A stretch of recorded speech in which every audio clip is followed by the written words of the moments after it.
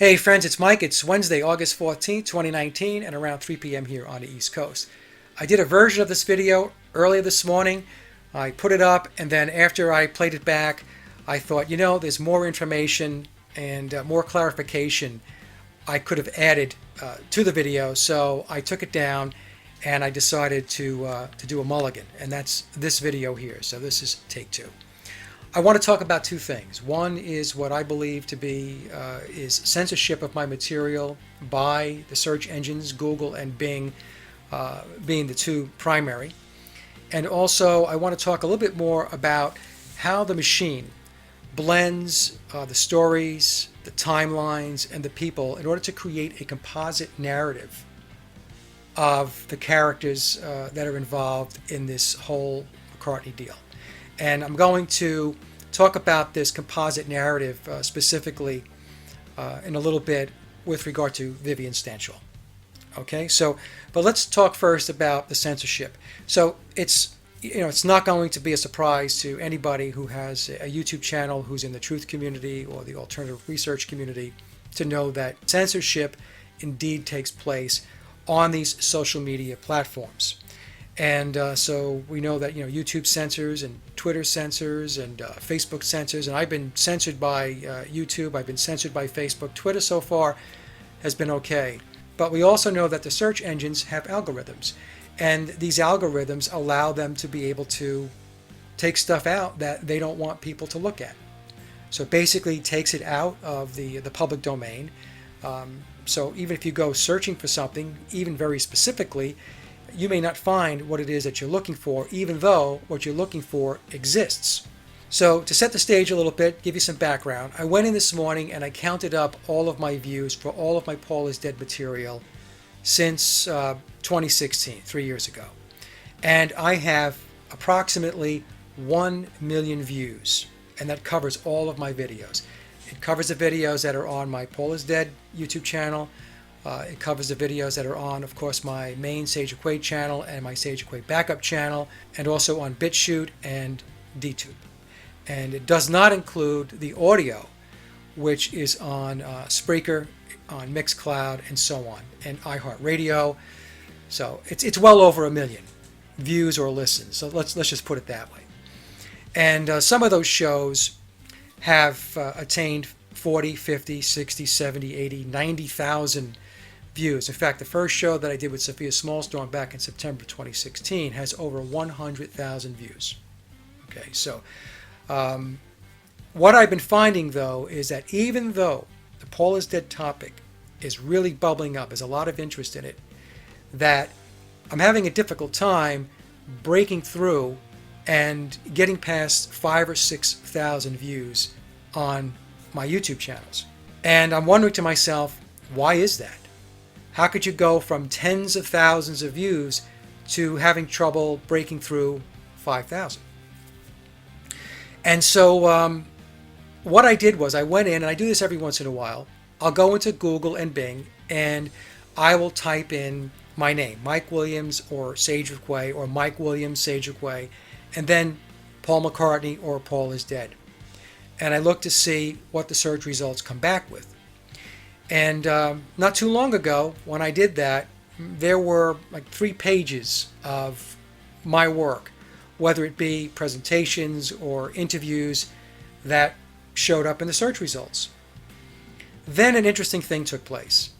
I went in and I wanted to see what the search engine returned after my last main presentation, which was the McCartney, Stanshall, and Ackrell analysis. That's the presentation I did about a week ago or so, where I showed that Billy played Stanshall and Billy played also Phil Ackrell. So Billy was Stanshall, Billy was Ackrell, and he was the Stanshall in the Bonzos. I'm going to be very clear about that. Not Street Fair, but I'll get into that in a moment. So I put the exact title of the video into Google and into Bing, and it comes back with 2 entries that match that title. And there are other entries that have my name in it, some of them do not, that have to do with the McCartney conspiracy, or Paul is Dead. So I found that to be very peculiar. And the reason why is because those shows are loaded up onto 6 platforms that allow video content. My main site, Sage of Quay, that's 1. My backup channel, my main site, that's 2. My Paul is Dead channel is 3.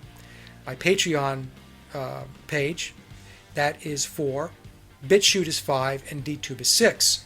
So at the very least, you should have a search result coming back with 6, you would think, right? And that's not including where that show has been embedded in other websites or blogs across the world. So think about it. Comes back with 2 entries. So that's very interesting. So I'm thinking to myself, okay, so if I type in the exact title of the video and Google and Bing only come back with 2 matching search results, then what happens when you type in Mike Williams, Vivian Stanshall, Sage of Quay, Vivian Stanshall, or Mike Williams, McCartney, Stanshall, whatever. So I did that also, and it came back as just a mishmash of nothingness. Yes, there were some entries with me in there, but there was a lot of other junk loaded up. So it certainly appears that something happened where the kibosh was put on my work. And I'm going to say more specifically to my work as it's leaning into the Stanshall and Ackrell piece now. And I believe it's more Stanshall than it is Ackrell, because Ackrell was a long time ago.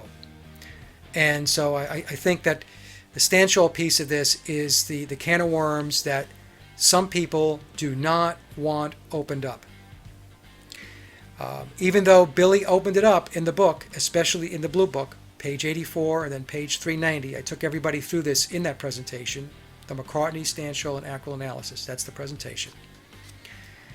But on the other end of the field, there is street vibs in a circle, and friends and family, and what I suspect, and again, this is what I suspect, this is my opinion, that perhaps what I'm putting out there is causing a certain level of consternation, that it's creating some challenges and difficulties. And it's challenges and difficulties that they are not prepared to deal with at this point in time. Or maybe it came before they were ready. Which is interesting, because you would think that Billy would have covered this with them when he wrote the book, to say, hey, look, this is going in the book. I'm going to spill the beans on it, and so, be prepared. So apparently either that didn't happen, or Billy doesn't care. And the reason why Billy might not care is because he's looking at it and saying, it's my character. I created it. I developed it. I hired you to, to fill in so that I can run it in parallel with my McCartney character. Stanshall and McCartney can run together. But I don't have any obligation to cover all my bases and to secure agreement from you to do this, right? That could very well be a scenario. So I guess what I'm saying is that perhaps a couple of phone calls were made and said, look, you need to tamp this guy down, because he's going down a road that is going to cause problems, and we have a lot invested in this, right? And now I'm not taking anything away from Street Viv, okay? He took on the role. He was paid for it. I understand that he made a career out of it, and that's what he did. And I'm sure his family is very proud of his work, very proud of it. But, even though I can sympathize with that, on the other hand, I don't think you can run around saying that he is Vivian Stanshall. Or, to be more specific, he is the one and only Vivian Stanshall. Because in my presentation, I showed that there's more than one person. There's at least 2 people playing the character of Vivian Stanshall. And I showed some others that, like I said in the presentation, that I couldn't fit under Billy or Street Viv. And so I made an assumption. I said, well, perhaps these are other actors that page in and out over the timeline. Just like they did with the McCartney character, right? We had Billy as the performer McCartney, and then we had Street Paul, and then there was a cast of other characters that were paging in and out. And that's how they do the blending. That's how they do the composite narrative. Okay, so in any case, one of my listeners did catch the first version of this video, and so they went into Google. I think they're in Australia, and they did exactly what I said that I did, and they came back with the exact same results, which basically is you're going to get 1 or 2 hits, and everything else is has nothing to do with that presentation that I did. Some of the stuff when I did the search were even sites that were talking about the Paul McCartney hoax, that it was just a hoax, that Paul is alive. See how they're working this? So the part about this that's perplexing is that clearly Billy wants to disclose, because if he didn't, he wouldn't have written memoirs, and he wouldn't have updated the book with more specificity in September of last year. And yet we've hit this crossroads. We've hit this juncture where maybe some of it is getting ahead of where it's supposed to be at this time. I did check with Tom. I sent him the link when I uploaded the video, and he got back and he said it was very good. He appreciated it very much. I didn't get anything back like, oh no, this is going to be a problem, I got none of that back. So this is something that's taking place at a higher level. That's all I could surmise at this point in time. And so what's happened is that my channel in general and this work appears to be being suppressed, being censored, shadow banned to a certain degree. Call it what you want, but it's not getting the exposure that it was getting a year ago or so, or 2 or 3 years ago. And like I said, so many people now are into this, have awakened to the conspiracy. And I know this because of all the emails I get, the PMs that I get, the number of YouTube channels that are cropping up where people are trying to jump into the game. So it's getting a lot of visibility now. It is. So anyway, so something is going on there that's a little strange. All right, so let me just cover this whole thing with Vivian Stanshall, and how the Stanshall character is, is this blended thing, and they've got this composite narrative going on. So another researcher came to me, actually emailed me, and sent me over some tweets from Rupert Stanshall's Twitter account. And Rupert is one of the children of Street Viv. Okay, and these tweets appear to, well, some of them look like they go back to 2018, early 2019, and another one 2016. Okay, so let's just go through this. In any case, so here's the first one right here, and I'm going to put this at the end of the video so that you can take a look at these tweets. Just pause the video and you can read them. Okay. So I want you to pay attention to this picture too, because we're going to talk about that a little bit. So Rupert Stanshall in a tweet, and this is December of 2018, says, "Great pick, Dad, Andy Roberts, John Gorman, Brian Patton." And then there's a response by someone who goes by the Twitter handle of Sir Henry Show, and it says, "Introducing our final performance of Sir Henry tomorrow will be Grimm's Scaffold and the irrepressible John Gorman with memories of gigs at the Philharmonic with the Bonzos and Grimms."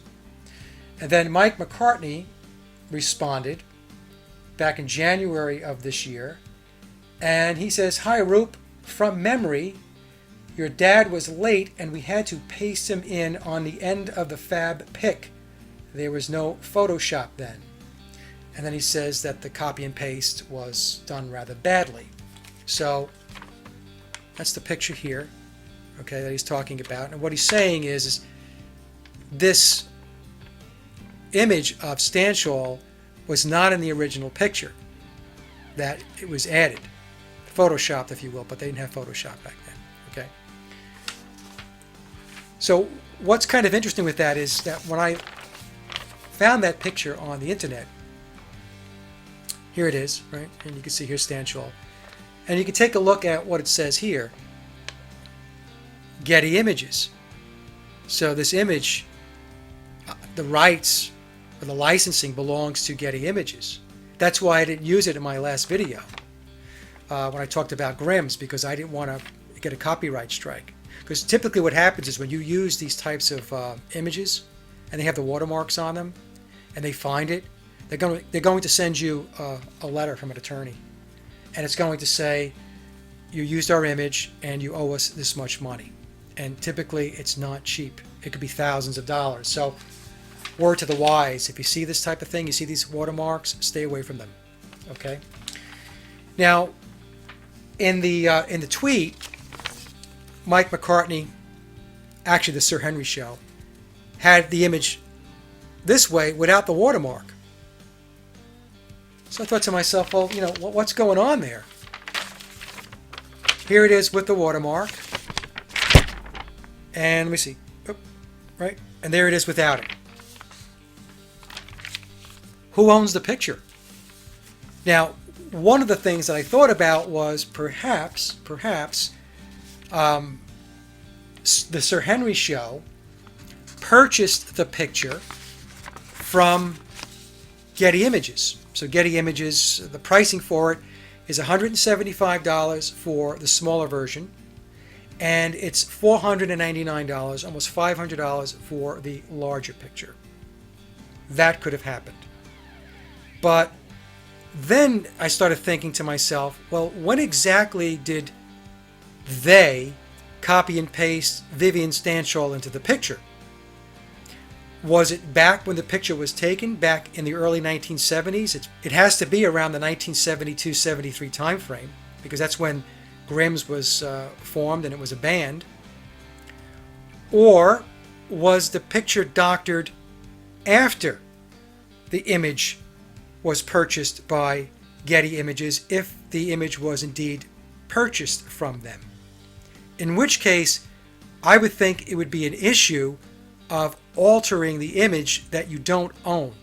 Because the way these images work, it's probably a royalty-free image, and you can't go around doctoring the image. It's got to stay intact. At least this is my understanding, because I've purchased royalty-free images. And if you start doctoring them, you know, that could be a problem. So the point I'm trying to make is that this is more of a way to convolute the dialogue, right?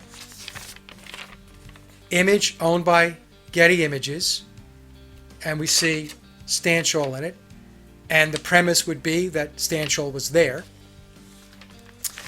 And then we have a copy of the picture on Twitter from the Sir Henry Show without the watermark, and with the added explanation by Mike McCartney that Stanshall was photoshopped into the picture, into the photo.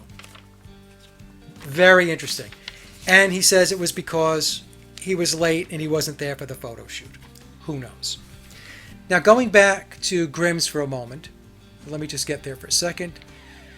Again, Grimm's is an acronym, and it represents the first letter of the last name of the founding members of the band. So you had John Gorman, Andy Roberts, Neil Innes, who was with the Bonzo Dog Band and also later on with the Ruddles, Mike McGear, who is Mike McCartney, Roger McGuff, and I pronounced his name incorrectly in the first video. Okay, so somebody wrote a comment in and corrected me, so thank you very much for the correction. So it's Roger McGuff and Vivian Stanshall. So you have McGear and Stanshall together, and McGear being one of the M's in Grimm's, and Stanshall being the S in Grimm's. And in that Wikipedia entry, they said, let me read this here. They talk about Stanshall. Okay, so it says Roberts, Richards, and Stanshall do not appear on the band's first Island Records LP, Grimm's, which was a live recording culled from a run of UK shows in 1972. The notoriously mercurial Stanshall, meanwhile, had essentially already left the group before the LP was recorded, but although he consequently never appeared on any of the band's albums, the lineup remained informal enough to allow him to occasionally return for guest spots at concerts afterwards. Okay, so they're saying that he really wasn't there, right? So then I went to the Vivian Stanshall Wikipedia entry, and it says in the 1970s, and remember, Grimm's was formed in 1972 because Billy formed Wings in 71, and I remember it was a year after Billy formed Wings, and it says Stanshall regularly performed live with Grimm's. So it's possible that he didn't perform live when the LP was recorded, but that seems, I don't know. That seems like a bit of a discrepancy there. One is saying that he regularly played live with them, but the other one says that he wasn't on the album, which was a live recording of their performance. It's just more weirdness, if you ask me. And I'm sure somebody will have some explanation for it. One would be that, well, he just wasn't there for that particular performance. That could be. Or he just wasn't there at all. And that could be another explanation, right? So anyway, like I said, you could see how this is all mooshed together, and for the purposes of causing confusion and to muddy the waters. Now, another tweet that came to me from the same person, and this one goes back to, this is 2016, January of 2016, and it's another one from Rupert Stanshall, and it says, "Thank you, Sherry Gillum, for this cracking pic of Dad, South End High School, 1957. And this is the picture that's there. Okay, again, I will add this to the end of the video. Interesting. So he's in high school, 1957. Let's just say he's around 16, which means he would have been born around 1941. Let's see what it says on Stanshall's page here. It says he was born in 1943. So you guys tell me, if you're in the UK, those of you who are out in the UK, are you in high school at the age of 14? Because 1957, in 57, he would have been 14 years old, because on Wikipedia it says he was born on March 21st, 1943. In the US, high school is typically 15, 16, 17, 18 years old. Okay? It's possible. I don't know. So UK folks, subscribers, leave a comment below and just let us know what the high school ages are in the UK. All right? So Sherry Gillum, who supplied the picture apparently, says Vic, V-I-C, as we in South End knew him, was always a laugh and liked to shock us girls. Cider on the cliffs. And so Vic, right? So where's Vic? Where'd that come from? So if we go back to Wikipedia, it says that Vivian Stanshall was born Victor Anthony Stanshall. Victor Anthony Stanshall. So the first thing I want to say is there are people out there that were screaming and yelling and saying that Vivian Stanshall is his real name, that he is Vivian Stanshall, right? That's his name. Yet, if you go to Wikipedia, we see that the name or given as the name he was born with is Victor Anthony Stanshall. And here we have part of the inner circle, Sherry Gillum, I don't know who she is, saying that we knew him as Vic. And then she later adds down here, he was always Vic to me and his close friends to this day. Viv was how the public knew him. Okay, so again, he was always Vic to me and his close friends. Viv was how the public knew him. All right, so this is, again, so this is a character, right? So Vivian Stanshall is a character.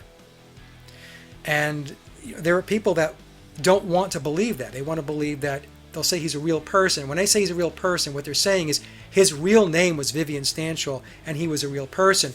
But here, what we're seeing, and also on Wikipedia, that they're saying his first name is Vic. Now, it could be that this is a clue to who he actually is. In my last presentation, I took you through your birth name and your legal name. His legal name, which he was using as a stage name, because I believe what happened was he changed his name legally to Vivian Stanshall. That's his legal name. And another proof to that conclusion that I've come to is that in memoirs it says that he was interred as Vivian Stanshall. So if you're going to have on your tombstone or on your crypt that a particular name, that's the name you went by. That's the name you want people to know you by. And if it says Vivian Stanshall, then in all likelihood he legally changed his name. So the question becomes, when Wikipedia says he was born Victor Anthony Stanshall, the question becomes, was Stanshall his birth name? Is a possibility. Yes. Is it probable? I don't know. There's a difference between things being possible and probable. Anything could be possible. Not everything could be probable, right? So we have to apply some critical thinking and common sense with this. I personally believe, again, this is my opinion, that there's a blending there of his name, his real name, Victor Anthony, and then tacking on the Stanshall piece of this thing. Because they obviously they can't put his real last name, because if they did, they would blow the whole story out of the water, right? I mean, we wouldn't be talking about this. If they said his real name was Victor Anthony Smith, then I wouldn't be talking about this. We would know that Vivian Stanshall was a character. Now, with all of this, what we don't want to do is to get ourselves all jammed up with debating these types of things, because this is exactly what they want you to do. They want you to debate these things. They want you to throw stones at each other and and fight, go back and forth and argue. The key to this whole thing is that what I showed in the presentation, the McCartney, Stanshall, and Ackrell analysis, is that there were at least 2 people playing Vivian Stanshall. That's all we need to know. Because the claim is that there's one Vivian Stanshall, and he was the one and only. And he was the one that was doing the theatrical presentations and making short films, but he was also the guy in the Bonzo Dog Band. And what I have shown, and I believe conclusively, they are not the same person. They do not look alike. They do not. And if you look at those pictures in the presentation and you believe they do look alike, then I'm going to say you're in denial. You're in deep, deep denial. Because the differences in the facial features is undeniable. And if you just take a look at the way they stand. Billy is very upright. He has very squared off shoulders. And I believe this is from all of his musical training. Playing piano, playing his horn instruments, his wind instruments. Street Fib is a little more, he's lankier. His posture isn't as good. You have to pick up on the nuances, the little things, because the big things they have covered. It's the little things that slip through the cracks. Okay, so the last piece of this is another researcher sent me some information here that had to do with a book that Quay Longfellow wrote about Vivian Stanshall. And it's called Vivian Stanshall, A Fairy Tale of Grim Art. So he was in the Grimms, and the book is A Fairy Tale of Grim Art, and it's Grimm, just like the Grimms without the S. And so here's the front cover of the book. All right. Now, there's a forward in the book that is, let me see if I can find it here. Bear with me 1 second. I printed it out. Here we go. Okay. And here's the forward in the book. This was sent to me as well. I don't have the book, but let me read it to you. I found the wording to be very interesting. This is not a biography, not of Vivian and not of the Bonzo Dogs. It's not exactly a memoir, although there will be elements of both, but only enough to give a shape to the thing. Between these pages you might find the Vivian Stanshall you knew or thought you'd want to know, but it's the behind the scenes, beneath the sheets, under the bed man I knew for 18 years. I'll be pulling punches, but not all of them. Some things need saying, some don't. I haven't recorded every possible voice.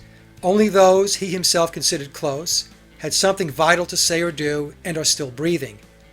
If I'd done this sooner, Joe Cocker, George Harrison, Keith Moon, John Lennon, Dennis Cowan, Ollie Halsall, Bubs White, John Bonham, John Peel, Tony Stratton Smith, Jimi Hendrix, Captain Beefheart, these and more would have hit notes I didn't hear.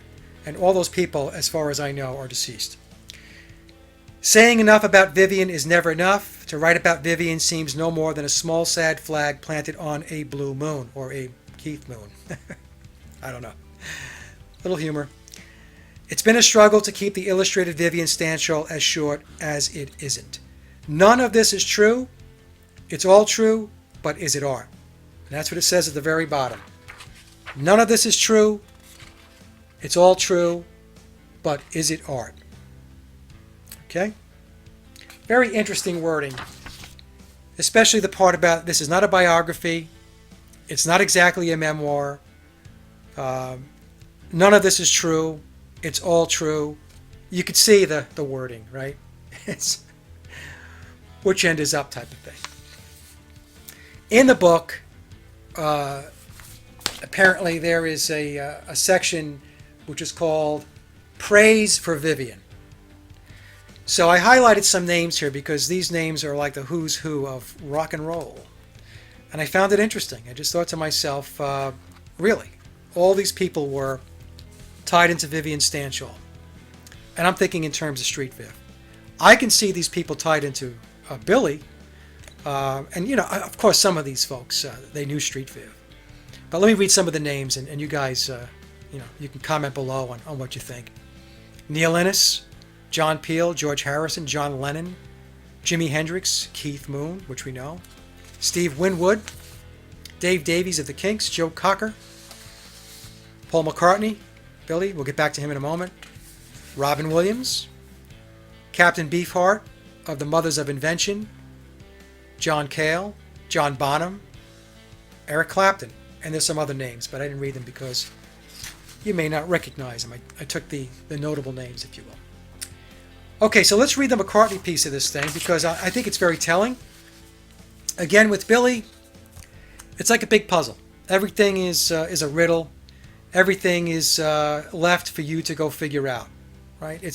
There are inside jokes, and he and his buddies in the inner circle, you know, they get it. They're laughing and chuckling, and we're not. And I think they actually get some satisfaction out of those of us that actually do pick up on things. Like, okay, good. You know, you're using your brain. So in any case, this is what Billy said. We'd end up in clubs, the two of us doing these silly monologues at each other. And he'd take one character, and I'd take another, and it would just go on for hours, dear boy. Or we would just sit and talk about the inadequacies and insanities of the world. Interesting. That's an interesting comment, right? We'd end up in the clubs, the two of us doing these silly monologues at each other, and he'd take one character, and I'd take another. And it would just go on for hours, dear boy. All right. So, and we know that they play characters. Street Viv played a character. He played a character called Vivian Stanshall. Billy has played characters. And he goes by different aliases. The character Paul McCartney, Vivian Stanshall, the Bonzos, Phil Ackrell before he handed it over to Phil Ralston. We know Percy Thrillington, Apollo C. Vermouth, Billy Martin. These are names that he has used. And there were many times when Billy did work when he was uncredited. In other words, never left his name. He participated in a recording or something that was done, and you know, he walked in and walked out. His name was not left anywhere to be found. He just did his thing, and that was that. Went home. Okay, so that's it. It's about 40 minutes. It's a longer video than the first one. So again, the point of this is to point out that I do believe they are censoring my stuff. I'm not trying to be conspiratorial about it. I mean, If you do the searches, you can see for yourself. And I found it interesting that the whole Stanshall Ackrell presentation got stuffed by the big search engines and even the smaller search engines, because my understanding of the way the search engines work, the smaller ones, they rely on a lifeline to the larger search engines. So if the larger one doesn't have it, the smaller ones are not going to have it either. In any case, I don't want to drag this out any longer. Leave your comments below, and any other information that anybody has on this that they would like to share, just leave it down in the comments section, and we'll talk about it. Okay? All right, you guys, have a great Wednesday, and we will talk soon.